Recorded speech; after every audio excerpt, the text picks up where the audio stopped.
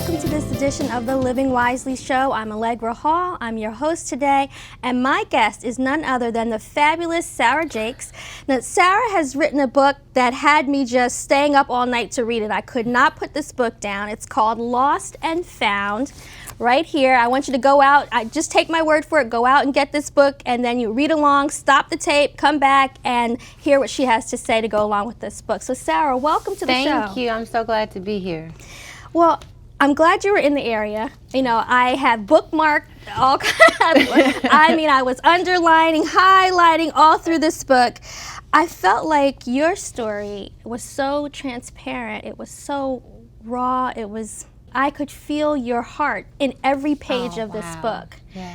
And I don't know, what prompted you? What did you feel like I need to write this right now? Well, I started a blog about 3 years ago, and during the course of the blog, people were telling me, you're so transparent, you're so transparent. And I didn't really feel transparent because all while I was writing, I was dealing with so many personal issues at home. So when I got approached by a publisher who kind of noticed that I had this growing blog audience, they asked me would I be interested in writing a memoir. And the first thing I thought was, I don't know if I have enough to put in a memoir. And then I kind of went through my life a little bit and I go, well, I might have a little something to put in there. And so I decided that Lost and Found would be my opportunity to really be transparent as my followers were calling me. Well, I like that. I actually went on your website and you have a spot there called Dear Lost Me. Yeah. And I said, is she the new Dear Abby? Tell us about this. Well, I read I wrote Lost and Found and turned it into the publisher. I never read over it. And so when I got the galley copies to kind of review for edits, I realized that I put a lot of my heart into it, a lot of my journey and experiences in it. And I had this question, you know, like, do you really want to be this exposed publicly, or do you want to take some of it out?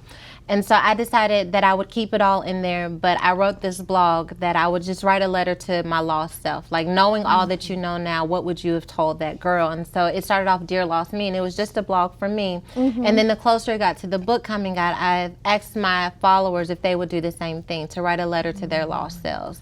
And so I was encouraged by their transparency. We had people talking about some of the things that they dealt with in their past. You know, some had been molested, some had experienced sexual assault and divorce and losing their children, losing their husband.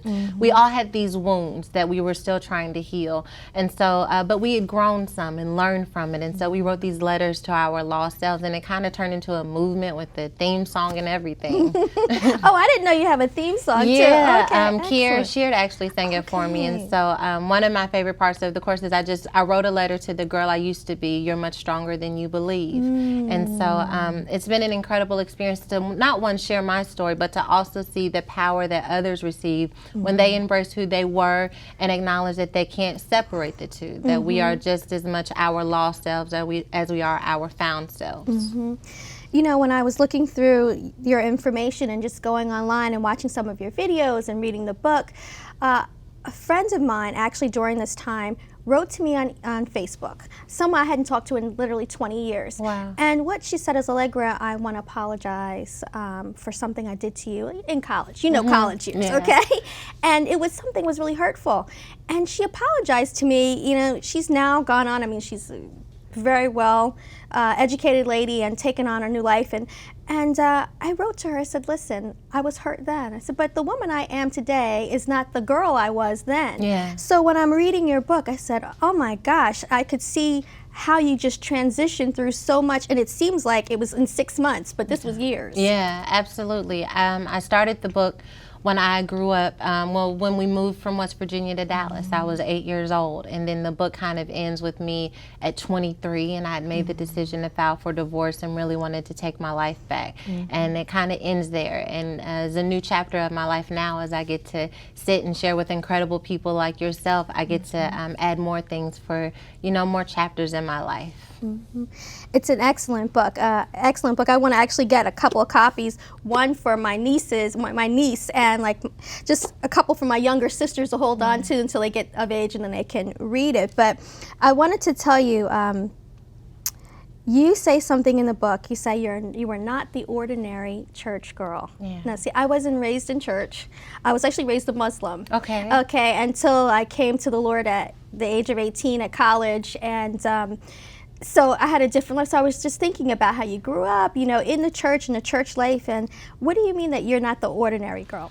Well, the first thing people want to know when you're a pastor's daughter is like, where do you fit? Are you a singer? Do you pray? Are you going to be on the dance team? And I knew that I didn't. They want you to do all of that they and more. want to know, and you're like 10 years old, and you're like, I don't even know what I want for lunch tomorrow, Right, So I right. can't tell you that I want to take over, whatever Bishop T.D. Jakes' ministry is at this point.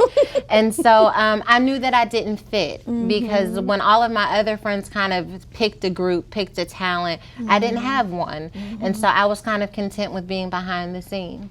Okay, excellent, excellent. So I was thinking when I first came to the Lord, all the women at the church I was at wore skirts all the way down to their ankle, covered to the neck, covered to the ankle, covered to the wrist. Yeah. And I thought that was holiness, not realizing that it's, obviously your relationship with the Lord and being clean from the inside out. Did you see a lot, just growing up in church world, where you felt like, I've got to conform, I can't be myself, I've got to conform? Yes, certainly. It is all that I felt, that this idea of Christianity and having a relationship with God had to look like whatever someone else's relationship with God looked like. And so anytime my relationship didn't mirror that, I felt like there was something wrong with me. And I wasn't one of those people who wanted to pretend.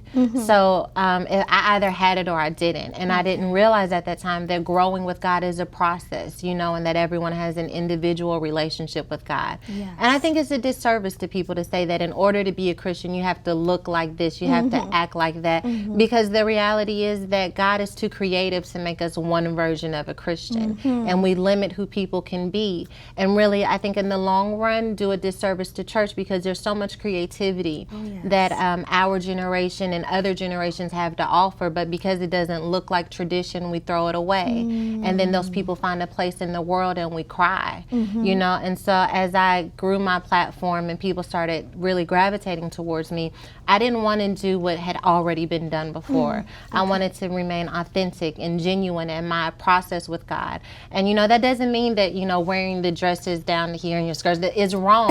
It just means that it's not for me. And it doesn't mean that it's won't be right for me. I could decide tomorrow, like my relationship with God has convicted me to do this. Absolutely. But I think ultimately it's about conviction. Well, I didn't wear pants for 10 years. I didn't even know what a pair of jeans was until I moved to D.C. and, decided to put them on. I said, wait a minute, the ladies in church here can wear pants. So yeah, I mean, the rules are so different. And I think that that's what's confusing, especially for millennials now, is that, some people can wear pants and some people can. And you can wear jewelry here, but you can't there. And all of that is confusing to someone who wants a relationship with God because they want to know, how do I need to look in order to serve Him? Good point. And the reality is that there is no uniform look. And I think that pushes people away more than their fear of shame. They want to be accepted. You don't want to walk into a church and feel like everyone's staring at you because you didn't wear the right shoes and, you had on too much makeup or not enough makeup. And I don't know, it was too much emphasis on the show and not enough on the relationship. I, remember the times when we've had ladies come into church and people run up to you to throw the clothes. Yeah, lap scarf. And listen, I'm not mad about that. I get it, modesty and all of that. I understand it. But sometimes you can push people out the door because they didn't mean any harm. All they know is they want to hear the word. They want to get set free. And if the first thing you do is throw something over them, maybe they're not going to get a chance. They might feel embarrassed or ashamed. Exactly. And I think that there's a loving way to do everything, that you don't have to shame someone because they didn't have on what we agreed with. You love on them, hug on them, allow them to receive the word of God. And then, what you wearing next week, and you can say things in a loving way. I don't believe that it's our job to pass out tickets and police the kingdom, I think that there's a way that we can remain servants. Even when serving God's people. I like that you said there's a way to do it in love. Yeah, absolutely. Absolutely. I think if you go up to someone and you start telling them Jesus, Jesus, Jesus and beating them on the head, they're not going to feel accept it. Not saying that you accept everything that people do, but there is a way to talk to people and show them love. Absolutely. And the reality is that they don't blame you when you're hitting them over the head. They blame Jesus. That's true. And they don't think that there's a distinction between the two. And so we end up having people who walk around with a lot of church hurt, blaming God when it was really his people. Well, you've been listening to the voice of Sarah Jakes right here on the Living Wisely Show. We'll be right back after this message.